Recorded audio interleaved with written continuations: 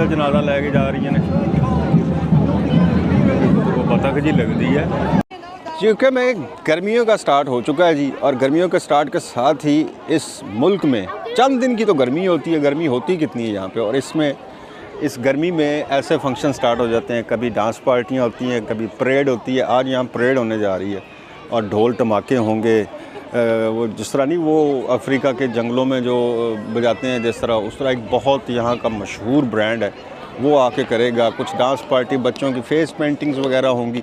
मैं आपको थोड़ा थोड़ा आज इसमें चक्कर लगवाता हूँ कि इसमें आज हो क्या रहा है। दुनिया इकट्ठी हो चुकी है और आपको मेरे आसपास आगे पीछे ये सारा नज़र आ रहा होगा। दिखाता हूँ आपको पास से भी, सब्र, थोड़ा सब्र, याद आगे आगे चलने दें, फिर मैं आपको दिखाता हूँ कि जब ये शुरू होना शुरू होगा। तरह की चीज़ें जो हैं मैं साथ साथ दिखाता भी रहता हूँ, बड़ा मज़ेदार, आप एंजॉय करेंगे इसको।